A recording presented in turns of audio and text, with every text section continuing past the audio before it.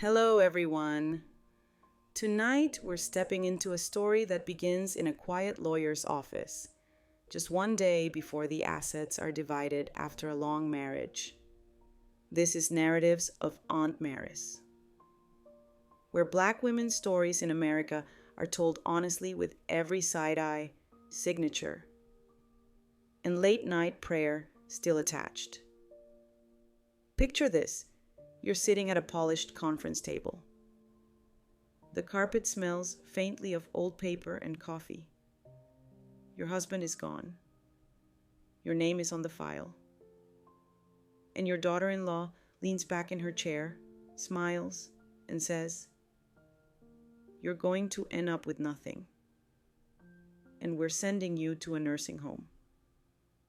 The clock on the wall keeps ticking like it's counting down your life. And even your own child won't meet your eyes. In moments like that, it's not just money on the line, it's your dignity, your history, and the home you built with your bare hands. And here's the hard reality check. If you ever find yourself in a moment like this, you might not walk away with your sanity or your heart still intact. So before you get too comfortable, take a second to like this video and subscribe, but only if you truly enjoy what I'm doing here.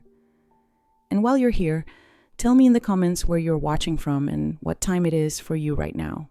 I love seeing how far these stories travel, from big cities to small towns, from night shift breaks to quiet bedrooms where you're finally alone with your thoughts.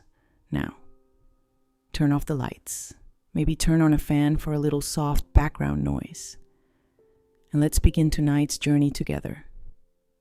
One day before the division of assets between me and my husband, my daughter-in-law said, "You'll be left with nothing and we'll send you to a nursing home." When I got there, everyone was making jokes about me, until my lawyer smiled. "Open the envelope with a tape. I'm glad to have you here. Follow my story until the end and comment the city you're watching from so I can see how far my story has reached. You're going to end up with nothing. And we're sending you to a nursing home." Tiana's voice cut through the lawyer's office like a blade, her perfectly manicured fingers drumming against the mahogany table as she delivered those words with such casual cruelty. I sat there, my hands trembling slightly as I gripped the arms of my chair, feeling every one of my 59 years weighing down on me like stones. The room fell silent, except for the tick of an antique clock on the wall. My son, Andre, shifted uncomfortably in his seat beside his wife. But he didn't say a word. Not one word to defend me. The mother who had raised him alone, who had worked 2 jobs to put him through college, who had sacrificed everything so he could have the life he wanted. Now, Mrs. Brooks, Mr. Caldwell, the lawyer, cleared his throat diplomatically. "Let's keep this civil. Keep this." We're here to discuss the division of assets following your husband's passing. Tiana laughed, a sound like breaking glass. Civil. She's been living in our house for free for 2 years. It's time she learned what the real world looks like. Our house. She called it our house. When Leon and I had bought it 35 years ago. Long before Andre even dreamed of marrying this woman. But somehow, in the 2 years since my husband's death, Tiana had managed to make me feel like a guest in my own home. "Mom," Andre finally spoke, his voice barely above a whisper. He wouldn't even look at me. "Maybe it would be better if you had professional care. You know, people your age, people my age." As if 59 meant I had 1 foot in the grave. As if the woman who had potty trained him, who had stayed up nights when he had pneumonia, who had cheered at every baseball game, was now too old and useless to matter. I looked at my son, really looked at him. When had his eyes become so cold? When had his spine become so bent under his wife's influence? This wasn't the boy who used to climb into my bed during thunderstorms, who would beg me to make my special pancakes on Sunday mornings. The house needs to be sold, Tiana continued, pulling out a folder thick with papers. Andre and I have found a lovely little facility about an hour away, very affordable. They even have bingo nights. She said it like she was doing me a favor, like being shipped off to rot among strangers was some kind of generous gift. The other people in the room, Andre's uncle Reggie, Leon's sister Denise, they all sat there watching this spectacle unfold. Some looked uncomfortable, others seemed almost amused by my predicament. Denise actually chuckled. Well, Evelyn, you always said you wanted to try new things. New things like being abandoned by the family I had devoted my life to building. Mr. Caldwell shuffled through his papers, his expression neutral but professional. Mrs. Brooks, you do understand that without a clear will from your late husband regarding the house, and given that your son is listed as co-owner on several accounts, she understands, Tiana interrupted, waving her hand dismissively. Don't you? Evelyn, you understand that this is what's best for everyone. I wanted to scream. I wanted to stand up and tell them all exactly what I thought of this betrayal. But instead, I just sat there feeling smaller and smaller with each passing moment. The woman who had once been strong enough to work double shifts at the diner while putting herself through night school, who had been brave enough to raise a child alone after Leon's first heart attack. That woman seemed to have disappeared somewhere along the way. The nursing home has an opening next week, Andre said, still avoiding my eyes. We've already put down the deposit. They had planned this, discussed it, arranged my entire future without even pretending to include me in the conversation. I was being disposed of like an old piece of furniture they no longer wanted. Reggie shifted in his chair, finally speaking up. Now, hold on. This seems a bit rushed. Maybe Evelyn should have some time to consider her options. What options? Tiana's voice turned sharp. She has no income beyond Social Security. She can't maintain a house this size. Be realistic, Reggie. Realistic. That's what they called it when they wanted to justify treating me like garbage. Mr. Caldwell cleared his throat again. Well, there is one matter I need to address before we proceed. Your late husband left specific instructions about a sealed document in my safe. It's not to be opened unless certain conditions are met. Tiana rolled her eyes. What kind of conditions? I'm not at liberty to discuss the details, but I believe those conditions may have been met today. He stood up, moving toward a large safe in the corner of his office. Leon was very specific about when this envelope should be opened. My heart began to pound. Leon had always been a careful man, thoughtful about details that others overlooked, even in death. Maybe he had found a way to protect me from this nightmare. This is ridiculous, Tiana muttered. But I noticed her confidence wavering just slightly as Mr. Caldwell pulled out a manila envelope sealed with red wax.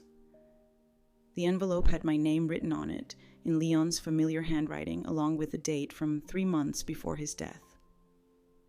He had known somehow he had seen this coming. Mr. Caldwell broke the seal carefully and pulled out what appeared to be a DVD and several official-looking documents. Mrs. Brooks, your husband left specific instructions that you should view this immediately if you were ever threatened with removal from your home or mistreated by family members. The words hung in the air like a challenge.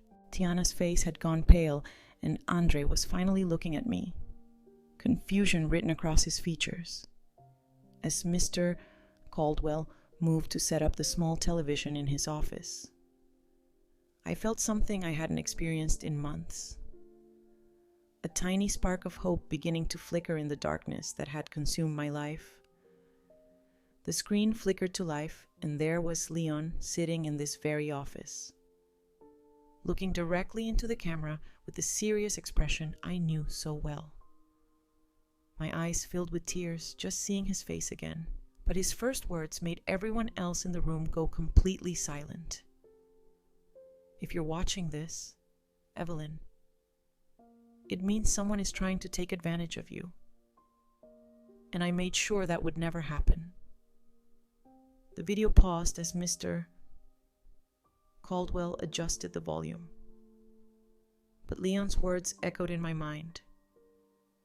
If you're watching this, Evelyn, it means someone is trying to take advantage of you.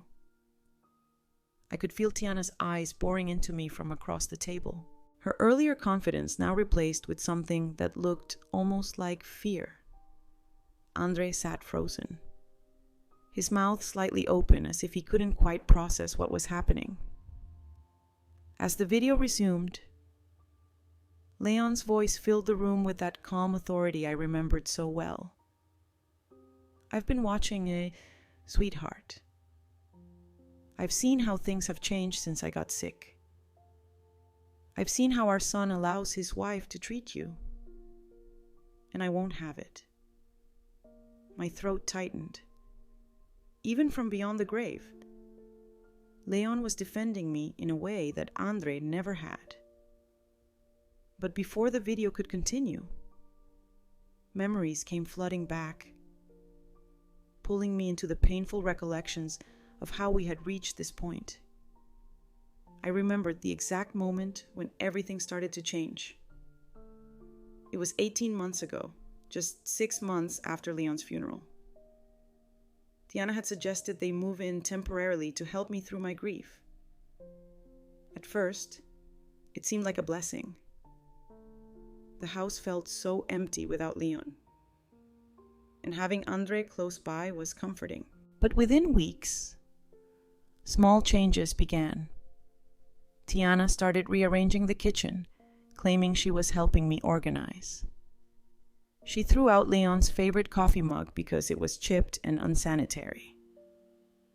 She replaced our family photos in the living room with her own modern art pieces, saying, "The old pictures made the space feel dated. I should have spoken up then. I should have set boundaries." But I was drowning in grief, and having my son nearby felt like the only thing keeping me afloat. So I stayed quiet while she slowly erased Leon from our home. The worst part wasn't the redecorating. It was watching my relationship with Andre deteriorate day by day. Tiana had a way of positioning herself between us during every conversation, answering questions I directed to him, making decisions about our life without consulting me. "Mom, don't you think you're getting a little forgetful?" Andre had asked one evening after Tiana claimed I'd forgotten to turn off the stove.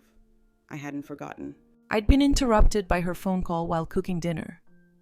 But when I tried to explain, Tiana just smiled that patronizing smile and patted my shoulder. "It's normal at your age, Evelyn. Nothing to be embarrassed about. Your age." She was only 15 years younger than me, but she spoke to me like I was ancient and incompetent. The financial pressure started subtly, too. "The property taxes are going up," Tiana would mention during dinner, "and the heating bill was huge this winter. Maybe we need to think about downsizing." She never said it directly, but the implication was clear. The house was too expensive for me to maintain alone. Never mind that Leon and I had paid off the mortgage years ago, or that I had savings specifically set aside for maintenance and taxes. Somehow, in Tiana's version of reality, I was a financial burden on them. I started giving them money for household expenses, thinking I was being helpful. When the refrigerator needed replacing, I paid for it. When they wanted to renovate the master bathroom, I contributed half the cost. Each time, Tiana would thank me with that same false sweetness, then make another comment about how difficult it must be for me to manage on a fixed income. The isolation was perhaps the cruelest part. My longtime friends stopped visiting because Tiana made them uncomfortable with her pointed comments about not wanting to overstimulate Evelyn. My weekly bridge club became a monthly occurrence, then stopped altogether because Andre worried about me driving in traffic. I became a prisoner in my own home, dependent on their approval for everything from grocery shopping to doctor's appointments. When had I become so weak? When had I allowed myself to shrink into this shadow of the woman I used to be? The woman I used to be had survived Leon's first heart attack when Andre was only 12. I had juggled 2 jobs, managed all the household responsibilities, and still found energy to help him with homework and drive him to soccer practice. I had been strong then, resilient. But grief has a way of making you vulnerable. And Tiana had recognized that vulnerability from the beginning. She hadn't moved in to help me. She had moved in to take over. The video continued playing, pulling me back to the present. Leon was explaining something about legal documents, his voice growing more serious. I want you to know, Evelyn, that I saw what was happening. I watched how Tiana looked at our house, our belongings, like she was already calculating their worth. I heard the conversations she thought I couldn't hear from my hospital bed. Andre flinched at these words, and I could see him glancing nervously at his wife. Tiana's face had gone completely white. I need to tell you about a conversation I overheard. Leon continued on the video. It was the night before my last surgery. Tiana and Andre were in the hospital corridor, and she was already making plans. My heart started pounding. I remembered that night.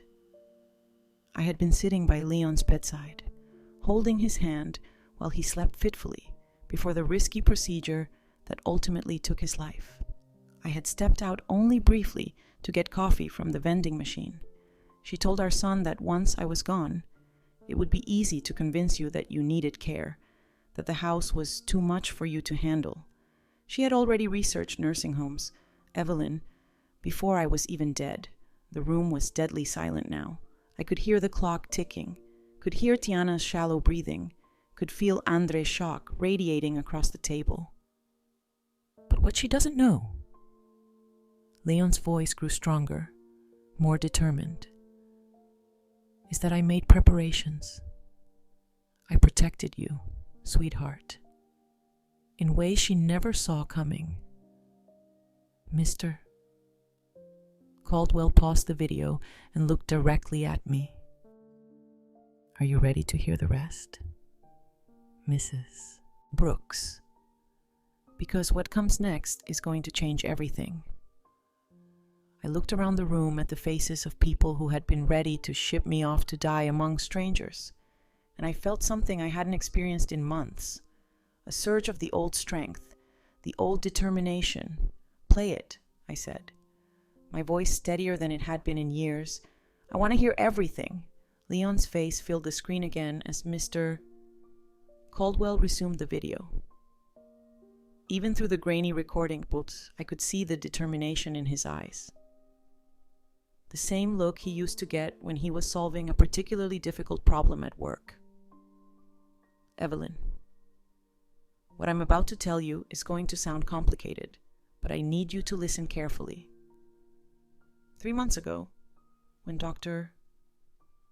Johnson told me the cancer was spreading faster than expected, I knew I had to protect you from what I could already see coming. My chest tightened.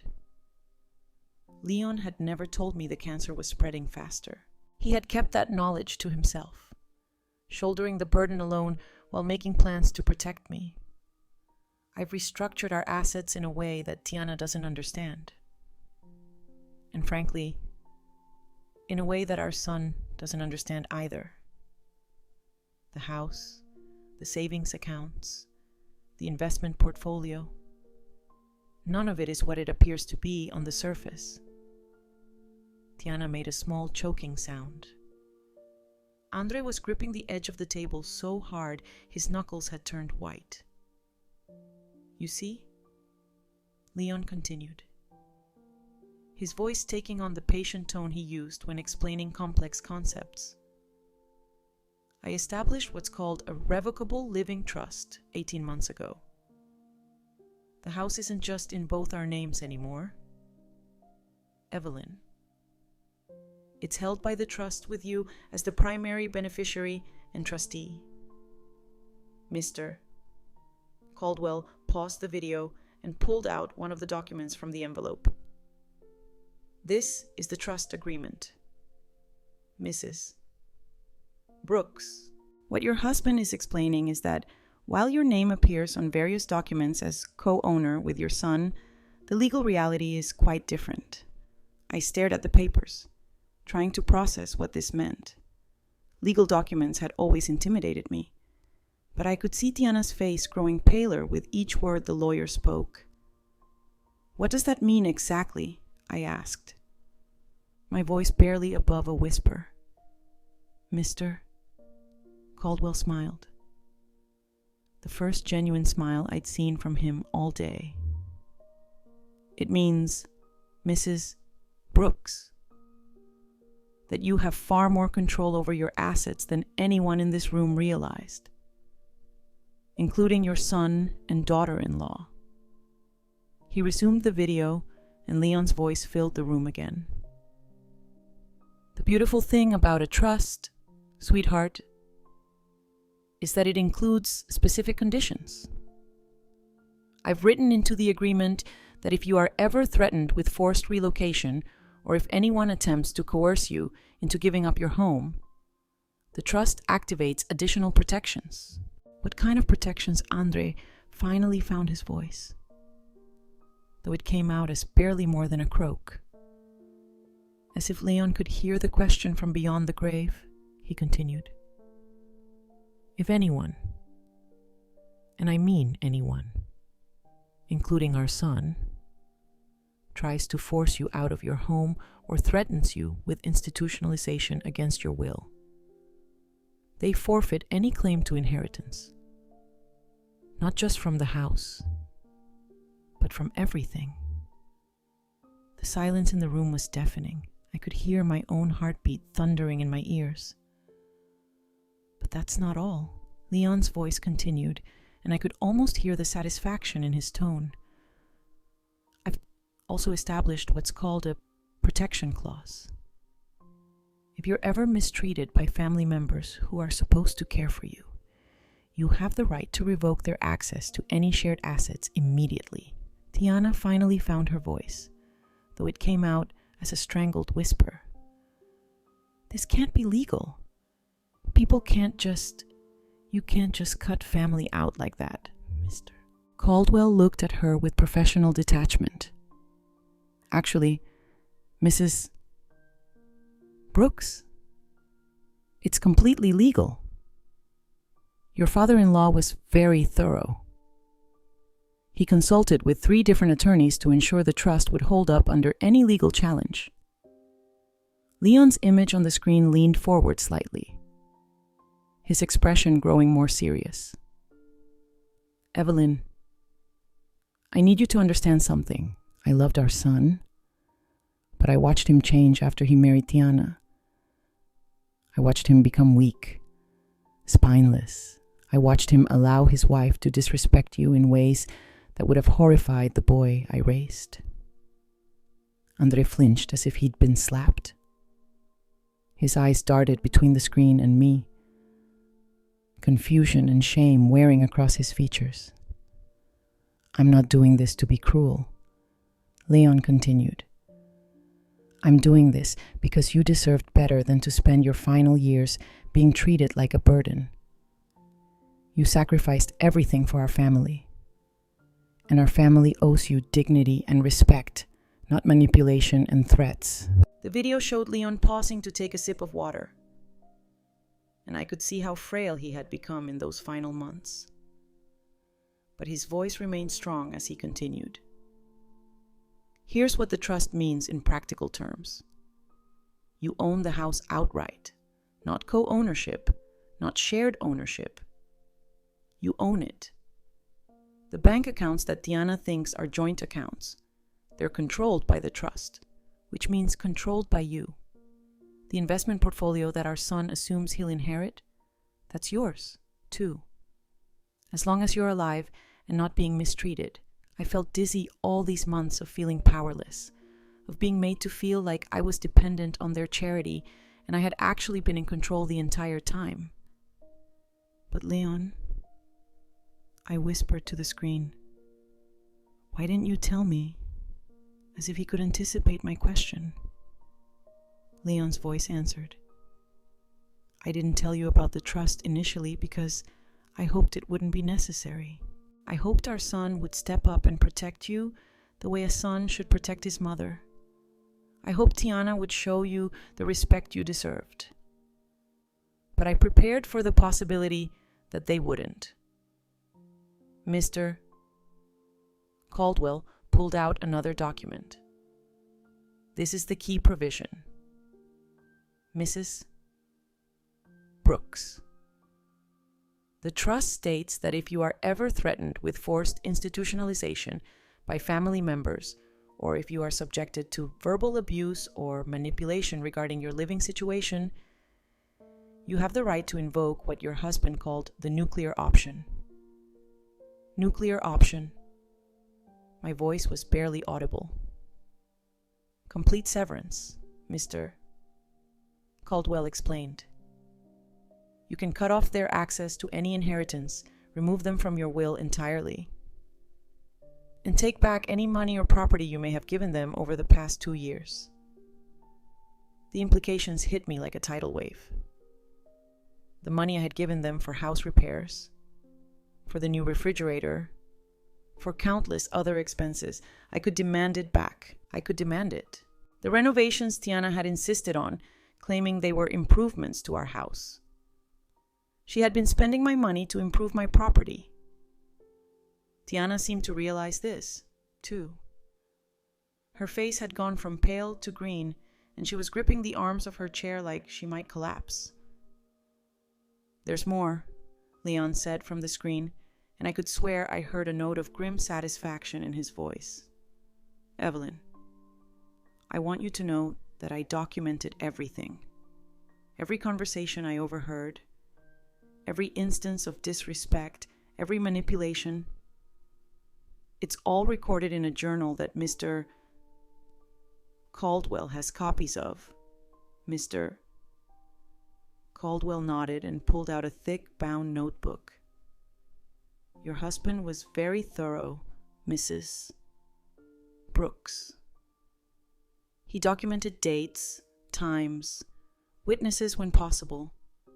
Everything from Tiana throwing away your belongings without permission to Andre's failure to defend you when she made cruel comments about your age. I stared at the notebook, overwhelmed. Leon had been protecting me even when I thought I was completely alone. The choice is yours now, sweetheart. Leon's voice continued from the video.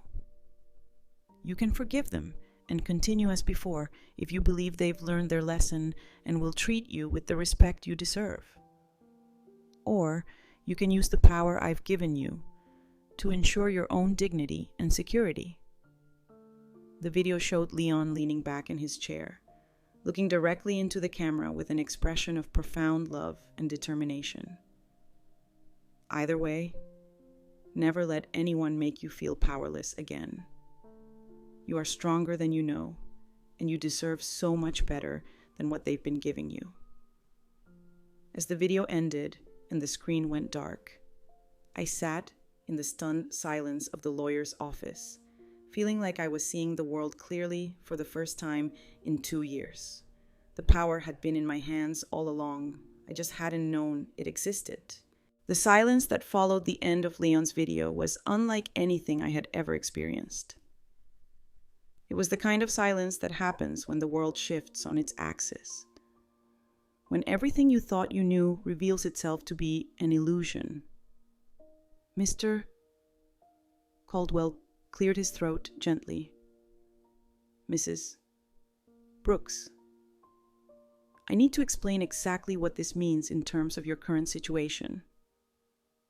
As of this moment, you have several options available to you. I nodded, though my mind was still reeling. The woman who had walked into this office an hour ago, the woman who had felt powerless and discarded, was gone.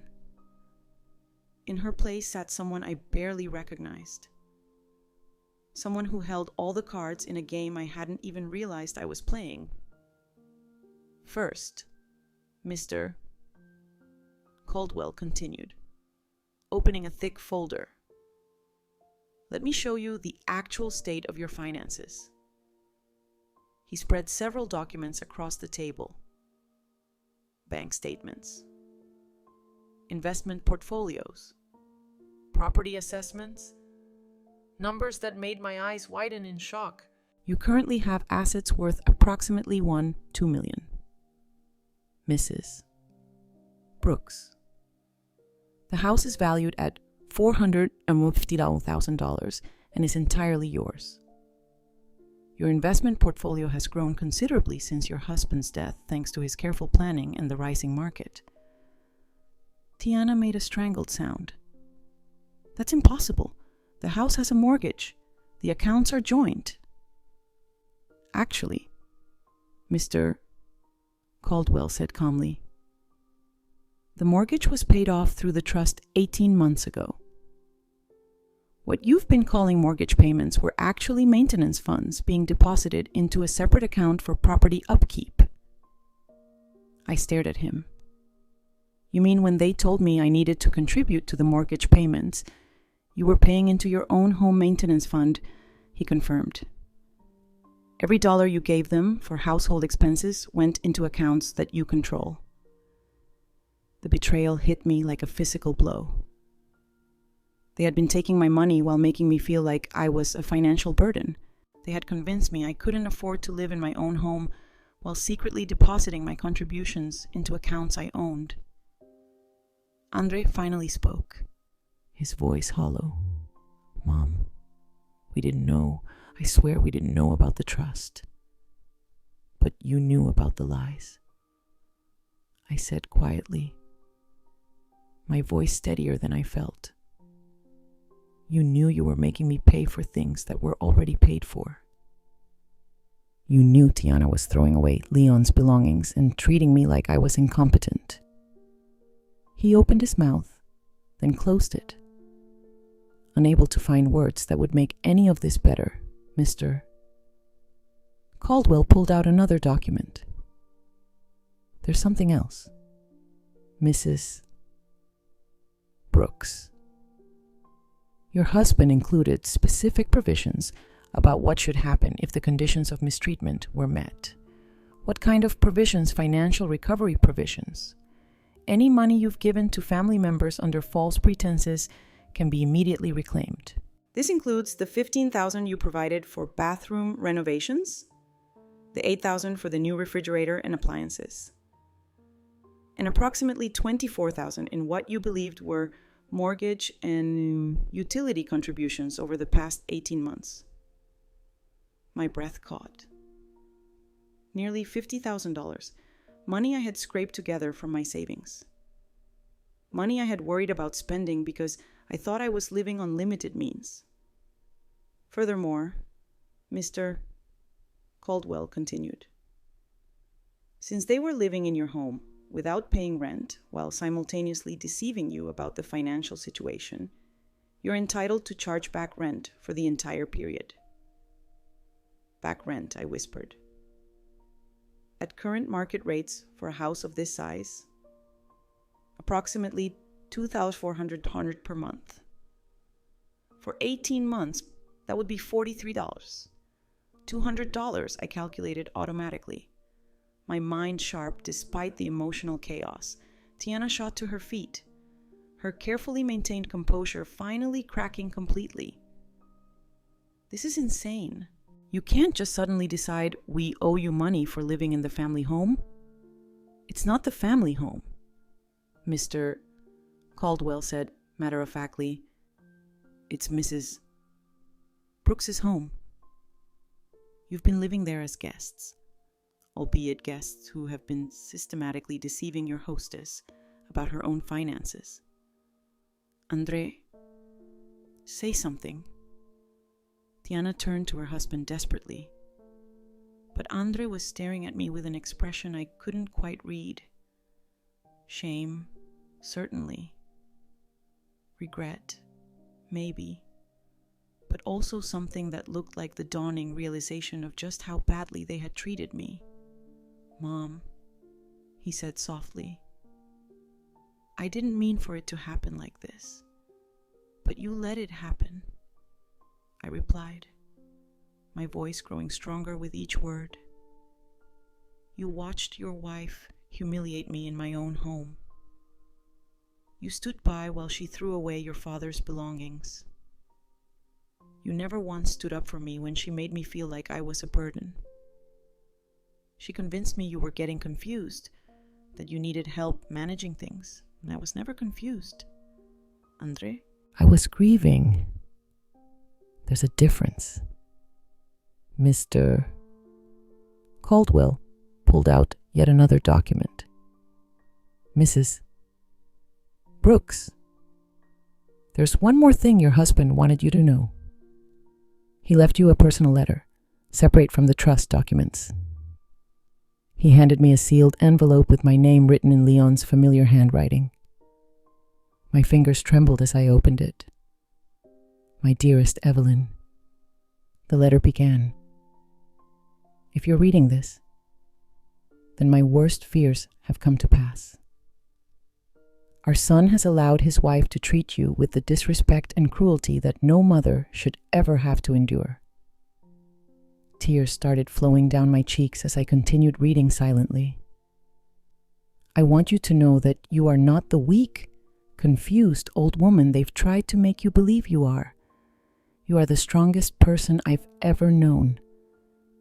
You raised our son to be a good man, but somehow he lost his way. Don't let his failures diminish your worth. The letter went on for 2 pages, reminding me of my strengths, my accomplishments, the sacrifices I had made for our family. It ended with words that hit me like a lightning bolt. You have spent your whole life taking care of others. Now it's time to take care of yourself. You owe them nothing except what they earn through respect and kindness. And sweetheart, they haven't earned anything. I folded the letter carefully and looked up at the faces around the table. Reggie and Denise were studying their hands, clearly uncomfortable with what they had witnessed. Diana was crying now. But they weren't tears of remorse. They were tears of a person who had just realized their scheme had collapsed. And Andre was looking at me like he was seeing me for the first time in years. Mom, he whispered. What can I do to fix this? I stood up slowly, feeling every bit of my 59 years, but also feeling stronger than I had in months. I don't know if you can fix this, Andre, but I know what I'm going to do. I turned to Mr. Caldwell. I want them out of my house by the end of the week. I want every penny they owe me calculated and documented. And I want to make sure this can never happen to me again. Of course, Mrs. Brooks, I'll prepare all the necessary paperwork. Diana's crying became louder, more desperate. Evelyn, please. We can work this out. We're family. I looked at her for a long moment. This woman, who had systematically tried to destroy my self-worth and steal my security. Family doesn't lie to each other, I said quietly. Family doesn't make each other feel worthless. Family doesn't threaten to throw each other away like garbage. I gathered my purse and Leon's letter, feeling lighter with each step toward the door. I'll be in touch about the arrangements. Mr. Caldwell. And thank you for keeping my husband's promise to protect me. As I walked out of that office, I could hear Tiana's voice behind me, high and panicked, demanding to know how they were going to pay me back, where they were going to live. But for the first time in 2 years, her problems weren't mine to solve. I was finally free. The house felt different when I walked through the front door that evening. It was still the same house where Leon and I had raised Andre, where we had celebrated birthdays and anniversaries, where we had built a life together, but now it felt like mine again. Truly mine. In a way, it hadn't for the past 2 years. Tiana was in the kitchen, standing at the counter with her phone pressed to her ear. I could hear fragments of her conversation as I passed by. Completely unreasonable. She can't just kick us out. There has to be something we can do legally. She hung up when she saw me and turned around, her eyes red and swollen from crying. But there was something harder in her expression now. A calculating look that I recognized all too well. "Evelyn, we need to talk," she said, her voice attempting to sound reasonable and calm. "No, we don't," I replied, heading toward the stairs. "You need to pack. You have until Sunday to be out of my house." "Your house." Tiana's facade cracked slightly. "This has been Andre's home, too. He grew up here. You can't just throw your own son out on the street." I stopped at the bottom of the stairs and turned to face her. "Andre chose to stand by while you humiliated me. He chose to participate in lying to me about my own finances. He chose to let you treat me like I was senile and incompetent. Those were his choices. Tiana, now he gets to live with the consequences." "He's your son," she practically shouted. What kind of mother throws out her own child? The question hit me like she intended it to, stirring up the guilt I had carried for so long. But Leon's letter was still in my purse, and his words echoed in my mind. "You owe them nothing except what they earn through respect and kindness." The kind of mother who finally learned that being someone's parent doesn't mean letting them destroy you, I said quietly. The kind of mother who realizes that love without respect isn't love at all. Tiana's expression shifted again, and I could practically see her switching tactics. "Look, I know things got out of hand. I know I said some things that hurt your feelings, but we're family. Evelyn, families forgive each other. They work things out." "Hurt my feelings?" I repeated, incredulous. "You convinced me I was losing my mind. You made me pay for things that were already paid for. You threw away my husband's belongings without asking. You threatened to put me in a nursing home. That wasn't hurting my feelings. Tiana, that was psychological abuse." She flinched at the word abuse, but quickly rallied. "I was trying to help you. The house is so big, and you seemed overwhelmed. I was grieving," I said firmly. "There's a difference between being overwhelmed and being incompetent. But you used my grief to manipulate me. And you taught my son to do the same thing. Andre's car pulled into the driveway at that moment, and I could hear his footsteps on the front porch. He walked in looking like he had aged 10 years since the meeting at the lawyer's office. "Mom," he said as soon as he saw me, "can we please talk?" Tiana immediately moved to his side, her hand on his arm in that possessive way I had learned to recognize. "I was trying to explain to your mother that this is all just a misunderstanding. Stop." Andre's voice was quiet but firm, and Tiana looked shocked when he gently removed her hand from his arm. "Just stop talking for a minute." He looked at me with eyes that reminded me for just a moment of the little boy he used to be. "Mom, I know I messed up. I know I let you down. But please, can you find it in your heart to give me another chance?" The part of me that had spent 37 years being his mother wanted to say yes immediately, wanted to forgive him and pretend this had all been a bad dream. But the stronger part of me, the part that Leon had tried to protect, knew better. What kind of chance? Andre. A chance to continue letting your wife run my life. A chance to keep lying to me about my own money. A chance to keep treating me like I'm a burden. You have to manage. No. We could set boundaries. We could go to counseling. We could figure out how to make this work. I studied his face, looking for sincerity, for real remorse. What I saw instead was desperation. The desperation of a man who had just realized he had lost not just his inheritance, but his free place to live. "Andre, when was the last time you stood up for me? When was the last time you told your wife that she was wrong to treat me the way she did?" He opened his mouth, then closed it again. We both knew the answer was never. When was the last time you visited me just because you wanted to see me? Not because you needed something. Again? Silence. When was the last time you thanked me for the thousands of dollars I've given you over the past 2 years instead of making me feel guilty for not giving more? His eyes filled with tears.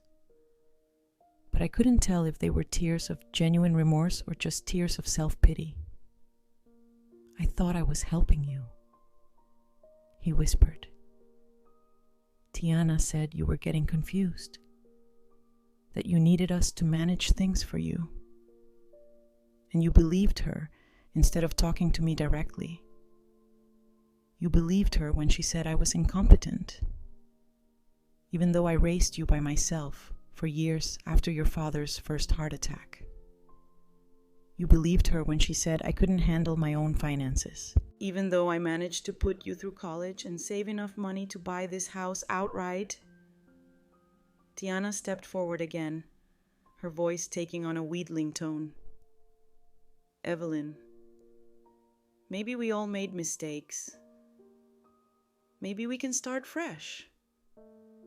I promise things will be different."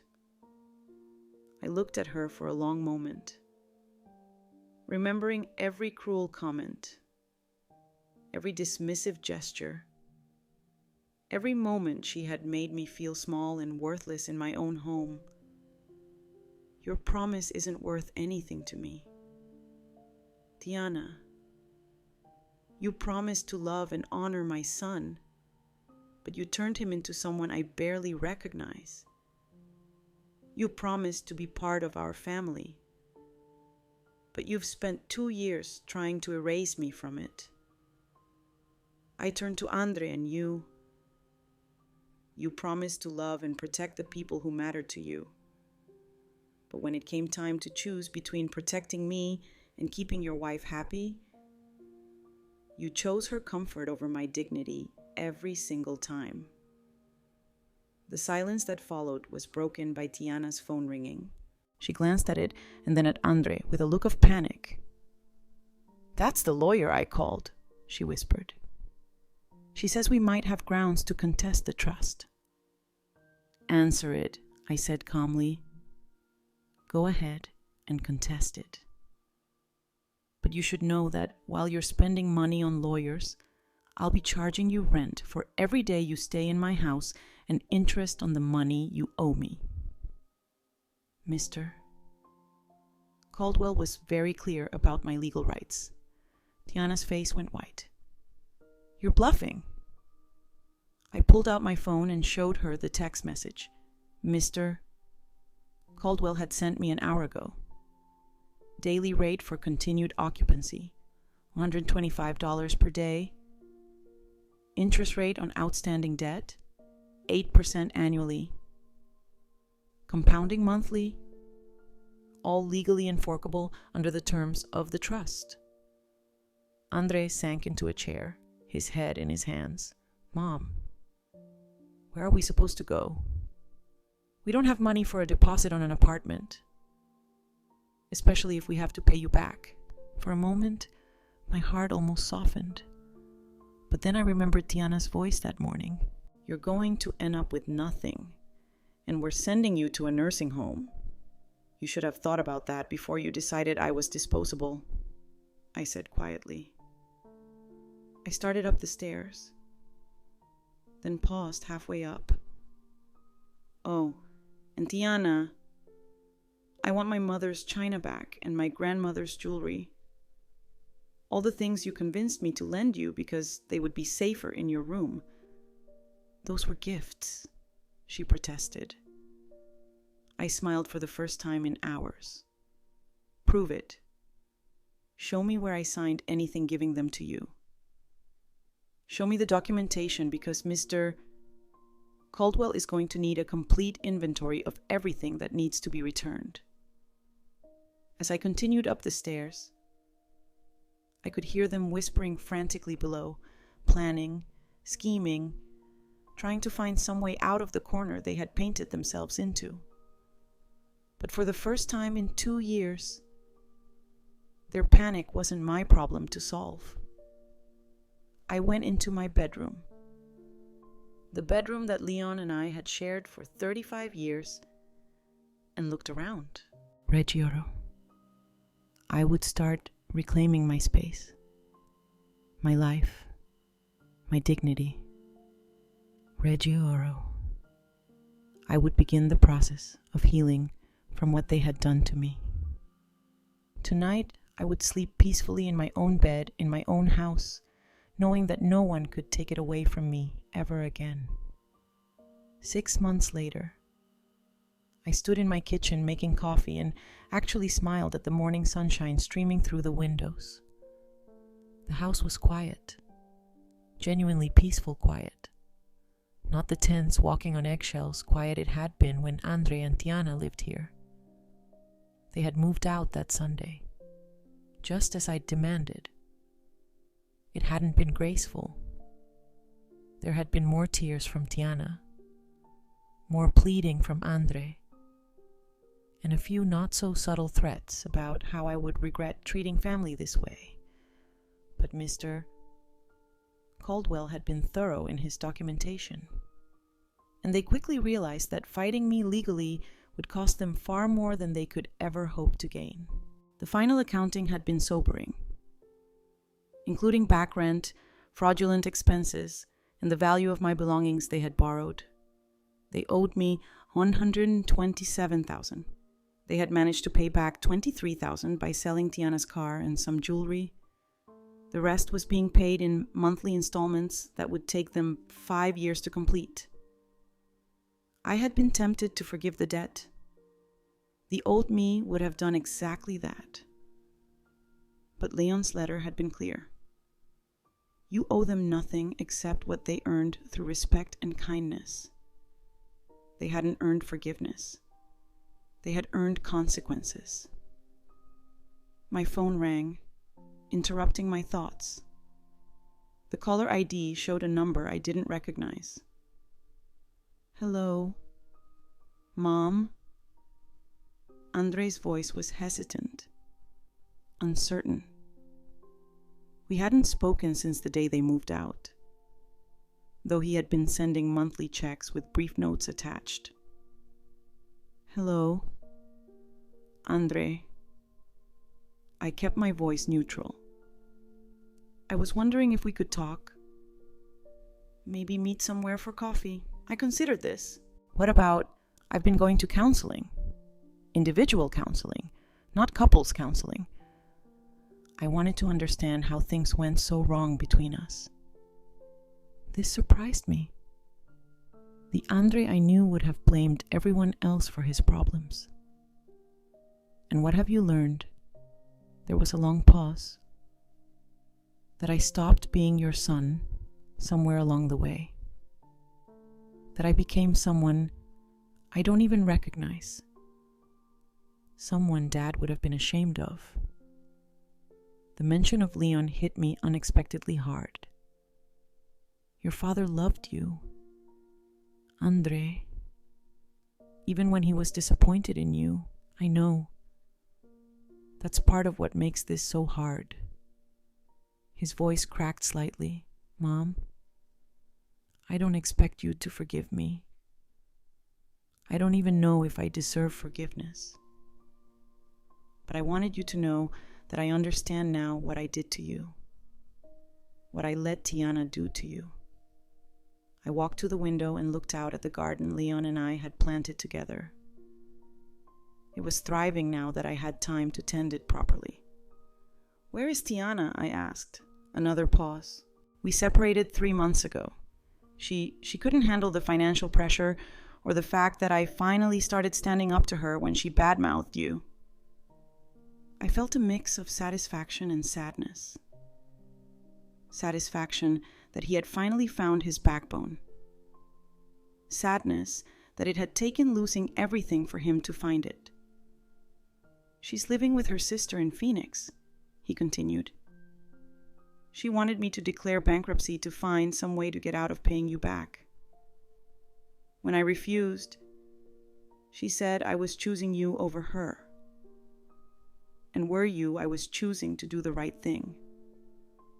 Finally, he was quiet for a moment. Mom, I know this doesn't make up for anything, but I need you to know that I'm proud of you for standing up to us. I'm proud of you for not letting us destroy you completely. Tears started in my eyes, but they weren't tears of sadness. They were tears of something I had thought was lost forever. Hope. Would you like to come to dinner on Sunday? I heard myself ask. I'll make pot roast the way you used to like it.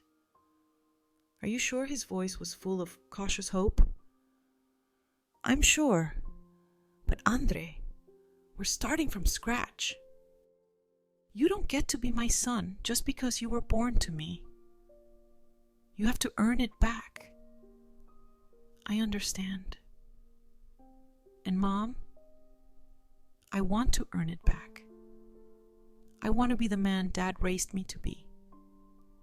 After we hung up, I sat at my kitchen table and thought about the journey that had brought me to this point.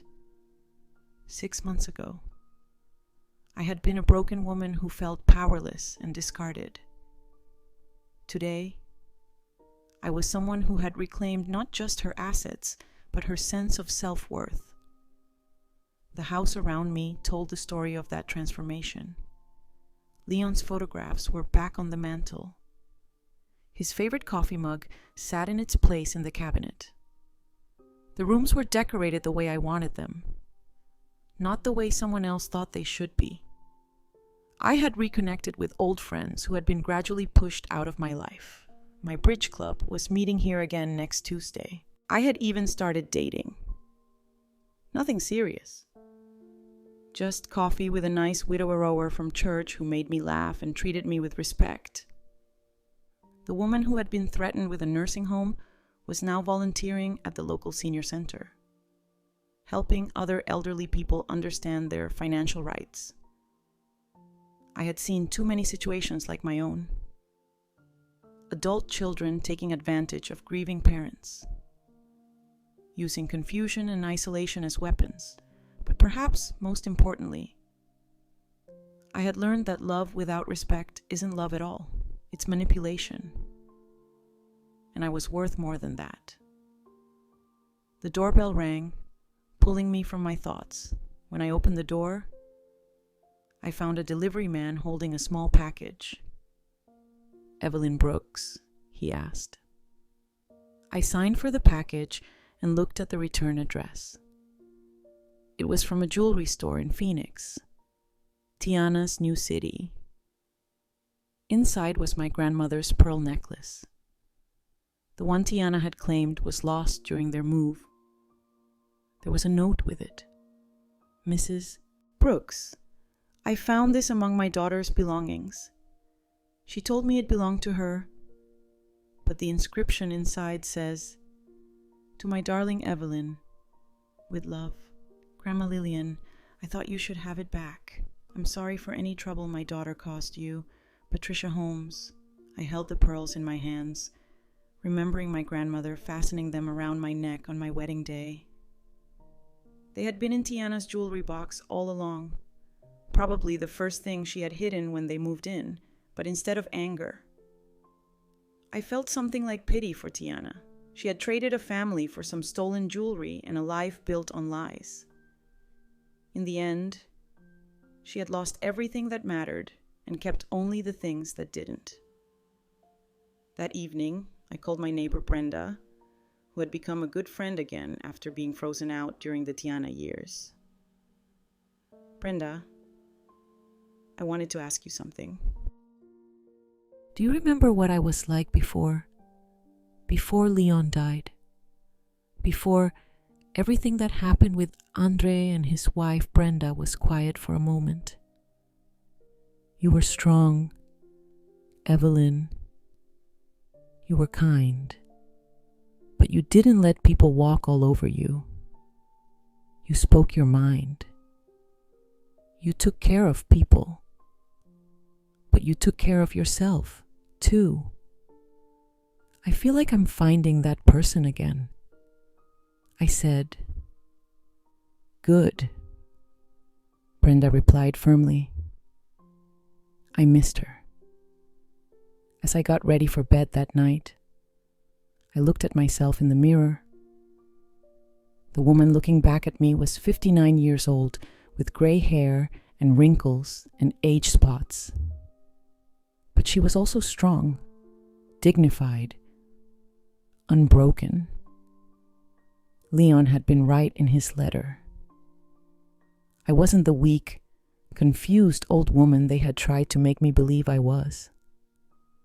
I was the woman who had survived being widowed at 24 and raised a son alone. I was the woman who had worked 2 jobs and put herself through night school. I was the woman who had loved deeply and lost greatly and kept going anyway. I was enough. I had always been enough. And tomorrow I would wake up in my own house, in my own bed, living my own life on my own terms tomorrow, and every day after that I would be free. Andre might earn his way back into my life, or he might not. Either way, I would be fine because I had learned the most important lesson of all. The only person responsible for my happiness was me. And for the first time in years, I was truly deeply happy. As I turned off the light and settled into bed, I whispered a quiet thank you to Leon for protecting me, even from beyond the grave, and to myself for finally finding the courage to accept that protection. Some endings are really beginnings. This was mine. Now, I'm curious about you who listened to my story. What would you do if you were in my place? Have you ever been through something similar? Comment below. And meanwhile, I'm leaving on the final screen 2 other stories that are channel favorites, and they will definitely surprise you. Thank you for watching until here.